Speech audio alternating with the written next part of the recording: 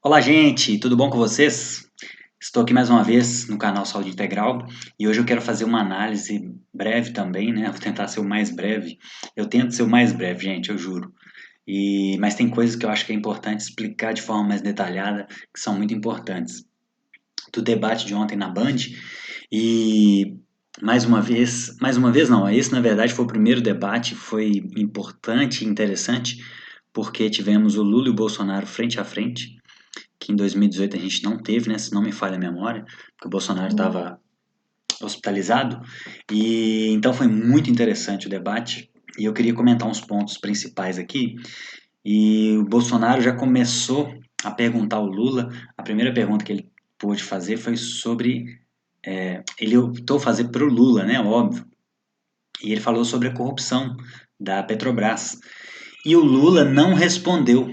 O Lula, todo mundo bateu em cima dessa tecla nele, inclusive o Ciro, o Bolsonaro, todos eles unanimemente é, concordavam que o Lula se envolveu em esquemas de corrupção. Não se envolveu, gente, mas o problema da corrupção do PT foi algo orquestrado, foi algo institucionalizado, foi algo muito grandioso envolvendo empresas e obras estatais gigantescas. Então ele não respondeu sobre a corrupção, ele citou várias leis que o governo dele aprovou sobre para investigar a corrupção, né? E depois citou os números sociais do governo dele, que é a grande arma dele, né? Que é o grande trunfo do Lula. Segundo a visão dele, é um pouco questionável a questão de a forma como ele faz, né, a forma como o PT usa os programas sociais, mas é inegável que houve avanço sim. Né, isso a gente, eu tenho dificuldade com bolsonaristas que não reconhecem isso, isso é um problema. E muitos deles pensam que reconhecer vantagens ou reconhecer méritos de um outro candidato é problemático porque isso fortalece o candidato, né? Eu não acho que é isso. Eu acho que isso é um compromisso com a verdade, que inclusive os cristãos precisam ter. Então, negar isso é difícil. A questão é a forma como isso acontece e a, a responsabilidade de fazer isso no meio de um governo, né? A gente viu que a Dilma no finalzinho, o problema dela das pedaladas fiscais foi exatamente por isso, por não querer diminuir alguns bens sociais. Enfim, a questão é que ele não respondeu, ou seja, o Lula nesse debate me pareceu assumir, né, pelo menos pela sua omissão, o seu a sua corrupção. Inclusive ele falou das pedaladas fiscais da Dilma, né? A questão é o fato dele ter colocado leis que ajudam a investigação. Isso é obrigação de toda pessoa, né, de todo governante. Então, a conclusão que a gente chega, como ele não rebateu, ok, ele fez boas leis, ele aprovou boas leis para investigar a corrupção e chegou até ele. Então, no máximo, ele poderia falar o seguinte: tudo bem, eu sou corrupto porque eu permiti que me investigassem. Então, não muda muita coisa, né? A corrupção do PT foi algo absurdo e, no meu entendimento, merece ser punida com mais algumas décadas longe da política, até renovar essa cúpula, esse grupo, e olhe lá, né? Porque vão surgindo discípulos, né? A Gleisi Hoffmann é uma discípula do Lula, enfim. Depois o Ciro falou sobre, conversando com o Bolsonaro, questionando o Bolsonaro sobre a fome, como que o Bolsonaro pode afirmar que não tem fome no Brasil, eu não vi se o Bolsonaro falou isso. Se falou, não sei se foi força de expressão, mas mesmo se for força de expressão, foi infeliz, né? Porque negar que há fome no Brasil ainda é difícil. E a divergência ficou entre os dados do Bolsonaro e o do Ciro. Bolsonaro citou os dados do IPEA, que houve uma redução, perdão, houve uma redução de 5,4 para 4,4 milhões de brasileiros com fome, e o Ciro citou dados de outro instituto falando que tem 33 milhões. Então a divergência está muito grande, é preciso aprimorar essa informação, pesquisar sobre essa informação, Mas algo que me chamou a atenção foi que o Bolsonaro falou que no Bolsa Família, quando a pessoa consegue emprego, ela perde a bolsa. E no Auxílio Brasil não perde. Isso me soou um pouco estranho, porque a ideia conservadora é exatamente fazer com que a pessoa se torne independente. E a nossa crítica, do nosso lado, do meu lado conservador, né, porque eu me considero de centro-esquerda em alguns quesitos, centro-direita em alguns outros, então eu não me considero uma pessoa de direita, eu vejo muitos problemas, e também não me considero uma pessoa de esquerda. E o meu lado conservador, eu acredito nessa linha conservadora. A gente precisa ajudar as pessoas e deve ajudar, porém com uma tentativa não de promover assistencialismo, mas com uma tentativa de emancipação, né? Então isso me chamou atenção, me soou meio estranho, o Bolsonaro falando isso, né? Comigo não perde o benefício, só com Lula. E aí a Simone Tebet, a grande arma dela foi a questão da gerência da pandemia, né? E ela acusou o Bolsonaro de atraso, né, na aquisição de vacinas, falou que atrasou 45 dias. E essa é uma informação que tem que ser checada de fato, se houve atraso. Pelo que o Bolsonaro fala, eu não sei se é exatamente sobre esse fator. Tiveram muitos problemas com o contrato com a Pfizer, porque a Pfizer inicialmente não se responsabilizava e, pelo visto, também tinha preços que estavam muito fora do mercado.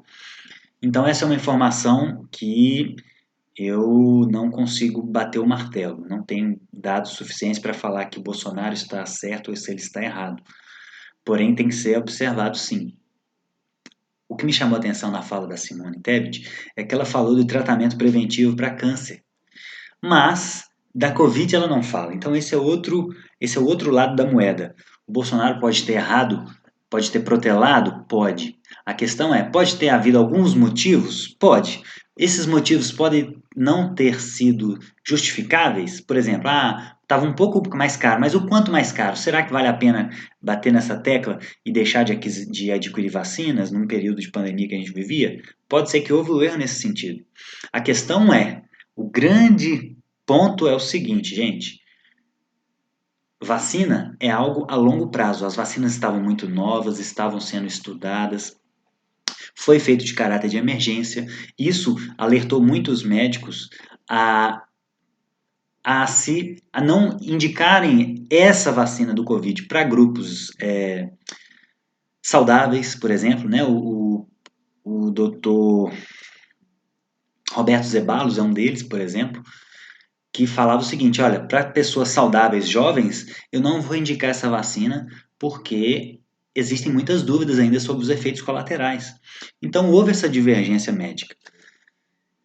E aí, a questão é, enquanto não tinham vacinas, já existiam tratamentos seguros. E esse grupo, parece que a política se polarizou. Se um defende a vacina, o outro é contra. Se um defende o tratamento precoce, o outro é contra.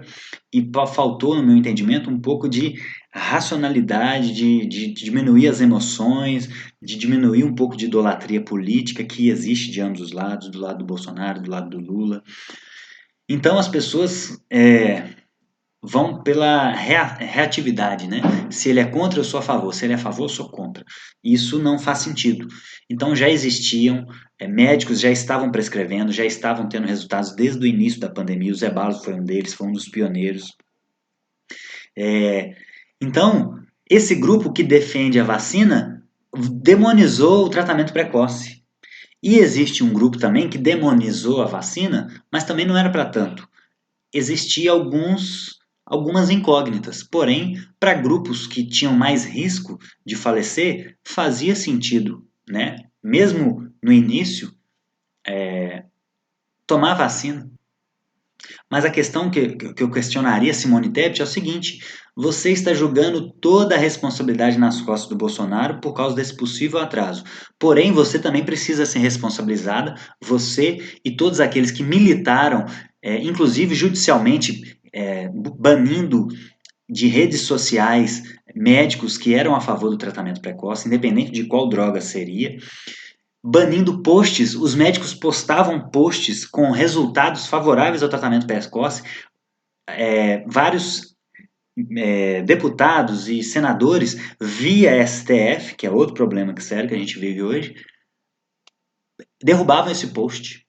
Então, ou seja, se eles publicassem um post de uma revista consagrada e já revisada por pares, eles eram banidos, acusados de fake news. Gente, foi um absurdo o que aconteceu nessa pandemia nesse sentido. Essa briga política por causa de que envolvia a ciência, né?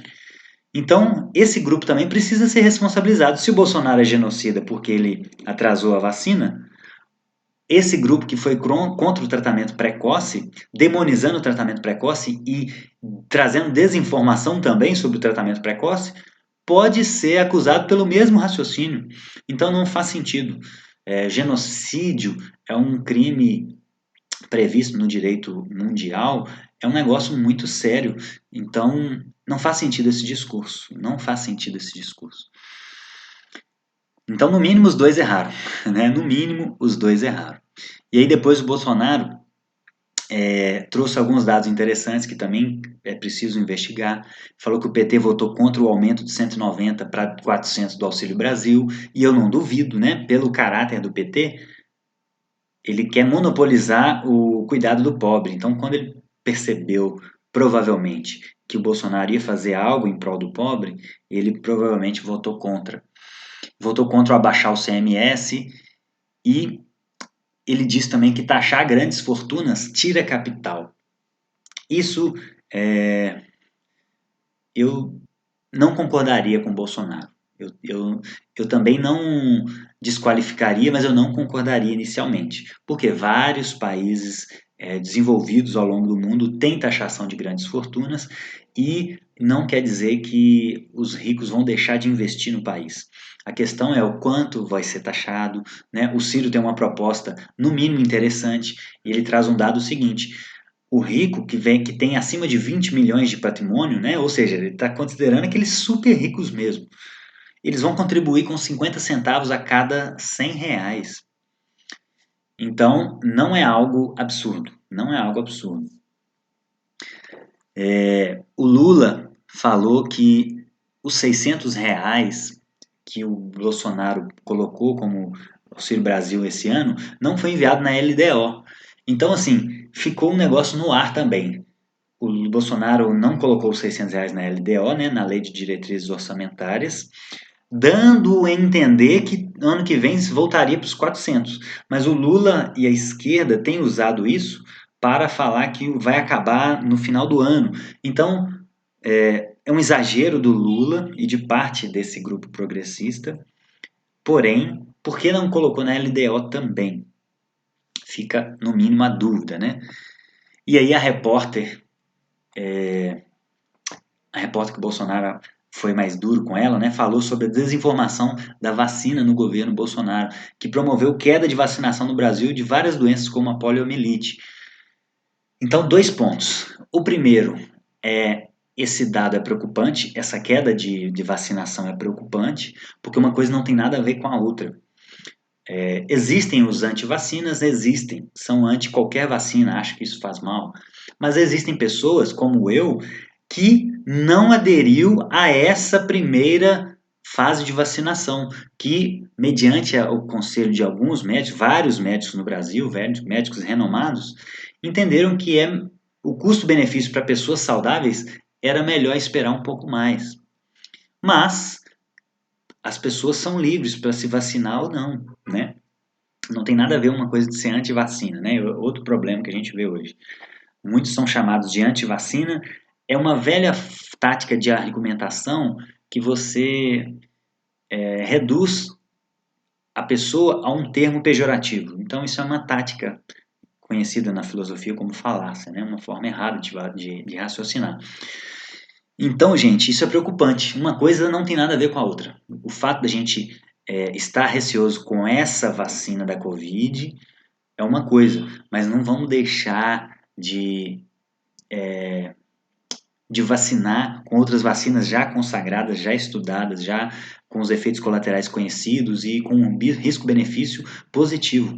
Então não vamos deixar isso acontecer, tá bom?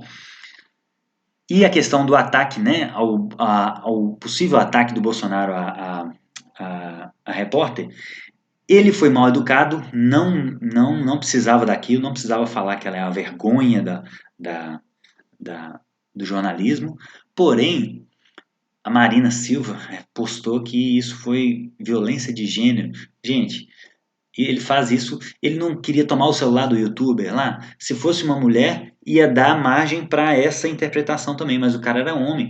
Então ele foi mal educado, ele não precisava ter tentado tomar o telefone do cara. Ele precisa se controlar emocionalmente. Não, uma coisa não tem nada a ver com a outra.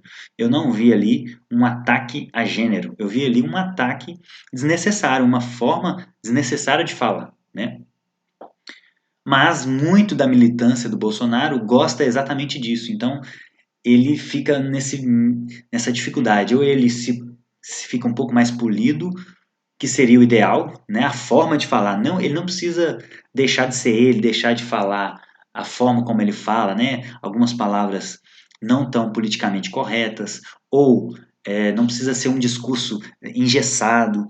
Isso é inclusive bom, essa espontaneidade dele, inclusive, é boa. A questão é, ele precisa dosar algumas palavras que são, no mínimo, inconvenientes, né? Não precisaria no momento. Então, acho que foi falta de educação, não violência de gênero, né? Não chegaria nesse ponto. E o Lula falou que foi absolvido nos 26 processos, gente. Falou que foi absolvido pela ONU, né? Eu vi um comentarista falando, olha, eu não sabia que a ONU fazia parte do judiciário brasileiro. A ONU, que vem enfrentando duras críticas por questões políticas dentro desses órgãos, porque todo ser humano, gente, tem a sua visão de mundo. Então a gente tem que ser. A gente não pode achar que o mundo é isento. Essas organizações são isentas de visões políticas, religiosas. Todo ser humano enxerga a vida de uma forma e ele não abandona suas crenças quando ele assume um cargo. Isso vale para todo mundo. A gente tem que tentar ser o mais isento possível, analisando os prós e contras. Você consegue perceber num discurso de uma pessoa se ela é apaixonada por um político ou se ela é razoável. Então, o que eu percebo tem pessoas que não conseguem criticar o Bolsonaro, tem pessoas que não conseguem criticar o Lula. Por quê? Primeiro, porque tem medo do Bolsonaro ser eleito, e aí é, não reconhece os erros do Lula. E o outro grupo tem medo do Lula ser eleito, e aí não reconhece os erros do Bolsonaro, e acha que se a gente reconhecer o erro de um ou do outro, isso vai fortalecer o inimigo, o adversário, né, melhor dizendo. Não vou nem usar esse termo, porque no nosso meio as pessoas acham que é inimigo mesmo. Porém, gente, a gente precisa ser razoável. Isso, para mim, é um discurso isento. Não é que eu não possa mostrar os meus valores. A questão é, eu preciso reconhecer quando um erra e quando o outro acerta. Isso, para mim, é a isenção necessária num debate público, né? Então, Lula não foi absolvido. O problema do caso do Triplex em específico foi que entenderam que a vara deveria ser outra. É um erro de CEP, né? Ele não deveria ser julgado aqui. Mas ficou claramente que é uma manobra política, né, gente? Por que um juiz da primeira instância, os vários da segunda instância, os vários da terceira instância, os vários do STF não perceberam isso ao longo dos anos no julgamento? Só agora o Fachin descobriu isso. Ó, foi um erro de CEP. Então, fica claro que foi uma jogada política. E aí o repórter falando de Estado laico, e ele citou um termo que é preocupante, gente. Ele falando o seguinte, ó, falando sobre Estado laico, ele fala, porque alguns falam que algumas religiões têm coisa do demônio. Isso é muito perigoso. A gente tem que tomar cuidado para não deixar esse discurso ganhar força, e a minha tentativa aqui é exatamente informar as pessoas. Nós temos o direito de crença no Brasil. Você tem o direito de crença de achar que Jesus é uma invenção da igreja. Você tem esse direito. Da mesma forma, isso é ofensivo para alguns cristãos? É, porque eles acreditam que Jesus é Deus, nós acreditamos que Jesus. Isso não me ofende, mas alguns se sentem ofendidos por isso. Porém, a gente não pode proibir uma pessoa de crer que Jesus é uma invenção e que essas pessoas estão enganadas acreditando num personagem fictício. Elas têm o direito de acreditar nisso. Da mesma forma, se os cristãos entendem que o mundo existem anjos bons, anjos maus, e que na Bíblia está relatado algumas regras, algumas leis, os cristãos têm o direito de achar que certas manifestações que vão contra o que Deus revelou na Bíblia são de anjos maus, ou chamados demônios. E certas revelações podem ser de anjos bons. Então isso é uma liberdade de crença. Isso não é ataque ao Estado laico, isso não é intolerância religiosa. Intolerância religiosa é eu agredir uma pessoa por ela ter uma outra religião, pensar diferente de mim.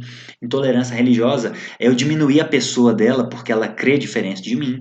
Mas não, ela tem a mesma imagem de Deus que eu dentro dela, porém ela acredita, no meu entendimento, em uma mentira. Então, uma pessoa que oferece uma oferenda para uma entidade, no meu entendimento cristão, ela está oferecendo, e Paulo fala isso, inclusive, em 1 Coríntios, que quem oferece sacrifícios a um ídolo oferece a demônio.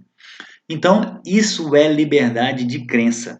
Eu tenho pessoas no meu convívio, tenho parentes que são ubandistas e eu converso com ela.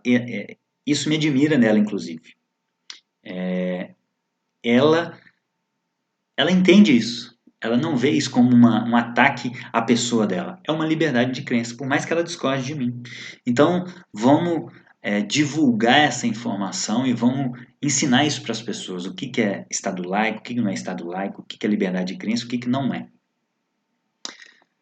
E a Soraya trouxe uma informação interessante que os R$ 600 que o Bolsonaro traz para ele, né, foi por causa do Senado. Então eu não acompanhei isso também de forma. Então fica a dica para vocês pesquisarem. É, muitos pontos que eu não pesquisei, eu jogo para vocês também buscarem informações, gente. E aí vocês podem me enviando também alguma coisa, tá? Nas minhas redes, no meu WhatsApp, e a gente vai conversando, tá bom? Então não sei se isso foi proposta do Bolsonaro ou se foi proposta do Senado e ele autorizou, né? Enfim, é só uma questão semântica de quem é o dono da lei, né? E o Lula, falando com a Simone, falando da Covid, né? Do suposto problema de fraude, de corrupção na aquisição da vacina da Covaxin, de orçamento secreto. Isso também eu preciso pesquisar um pouco mais a fundo, mas ao que tudo indica, não há prova concreta, não há um contrato assinado. O máximo que pode ter havido foi uma tentativa que foi frustrada, né? O máximo que pode ter acontecido na questão da Covaxin. E o orçamento secreto, o Bolsonaro tem argumentado que o orçamento secreto é algo feito pelo Congresso e que ele vetou, né? E que ele vetou. Então, como que é secreto se é público, né? Se for o Senado que fez, se é um orçamento feito pelo Senado. E aí, por último, a repórter perguntou ao Lula. Gente, o Lula foi sensato nessa resposta. A repórter perguntou a ele: Ah, você se compromete a colocar metade de mulheres e metade de homens? O Lula falou: Olha, eu não posso comprometer com isso, porque isso tem a ver com a demanda. Se tiver mais homens competentes do que mulheres, poxa, eu vou ficar colocando mulheres incompetentes no cargo só porque elas são mulheres? Então esse discurso não faz sentido. Essa tentativa artificial de trazer igualdade, de representatividade, não faz sentido. Por quê? Socialmente, as mulheres tendem isso já é estudado, as mulheres tendem a ocupar cargos com mais flexibilidade. Por quê? Por causa de uma questão social. A mulher, ela precisa cuidar do filho, ela que engravida, ela fica com o filho na barriga, ela fica de licença maternidade. Então, isso é uma questão social. E, inclusive, por escolha da maioria das mulheres. Então não faz sentido ficar tentando equalizar, né? A Simone Tebet e a Soraya são candidatas, mas elas têm poucas intenções de voto. Ninguém está amordaçando as mulheres para evitar delas votarem em outra mulher. Então isso é um discurso muito artificial, gente. É um discurso muito artificial e a gente tem que lutar contra injustiças verdadeiras, né? E com relação ao Lula, gente, eu queria só mostrar uma algo que eu tentei fazer para informar as pessoas, isso aqui eu republiquei um post que eu fiz no Facebook em 2018, eu republiquei agora no Instagram, sobre o caso Triplex. Eu ouço muitas pessoas, recentemente num grupo de WhatsApp, um rapaz falou assim, mas não tem prova. Aí eu peguei esse texto, coloquei para ele e aí acabou o argumento. Por quê? Na cabeça dele, ele vem com alguns argumentos prontos. Mas eu tentei mostrar para ele que existem provas sim. Você pode questionar o caráter, a profundidade, o nível de evidência das provas, mas eu fiz um post aqui, ó, trazendo 20 provas contra o Lula no caso Triplex, que foi em 2018. Eu li mais, quase a metade do processo, principalmente nas partes das provas, que eu queria entender o teor das provas. E aí aqui não coube tudo, né? Eu fui continuando nos comentários, está na ordem decrescente aqui nos comentários. Então aqui, ó, tem todas as... Eu separei 20, né? As que eu achei que são mais fortes. Então, existem provas aqui, ó, fiz um resumo aqui, ó. Em resumo, as provas contra Lula são documentais, testemunhais e circunstanciais. Então existem provas tanto de documento, quanto de testemunhas, quanto circunstanciais. São 3 níveis de evidência. Isso aí, para quem gosta de filosofia, para quem gosta de direito e para quem gosta de entender uma boa argumentação, isso é um conjunto de provas muito robustos, né? Provas documentais, testemunhais e circunstanciais. Tudo forma um conjunto que é difícil concluir que o Lula é inocente. Então, eu fiz questão de ter acesso. Aqui tem no post aqui, ó. No meu post, eu pus o link aqui, ó. Tenho acesso à denúncia completa, né? E o post original, que tem as fotos dos documentos lá também, nesse post no Instagram, no Facebook. Então, gente, não faz sentido essa, essa argumentação de que não existem provas. É muito simplista isso, tá bom? Espero que vocês tenham gostado do conteúdo. Mais uma vez, se você gostou, se inscreva aqui no canal, ative o sininho de notificação e compartilhe esse vídeo com as pessoas que você acha que vai informar. Então, a nossa missão nessa eleição, e mais uma vez, é informar, não ficar fazendo provocações. Eu estou com preguiça desse povo que fica na frente do outro com câmera, igual aquele Mamãe Falei, né? Mamãe Falei até que era educado, mas eu vi cristãos e pessoas de direita e de esquerda estão com essa mania de ficar fazendo provocações na frente de outros para... Gente, isso só piora, isso só gera raiva. A gente tem que mostrar para as pessoas as evidências. Então vamos tentar fazer isso, tá bom? Um abraço para vocês, até o próximo vídeo. Deus abençoe.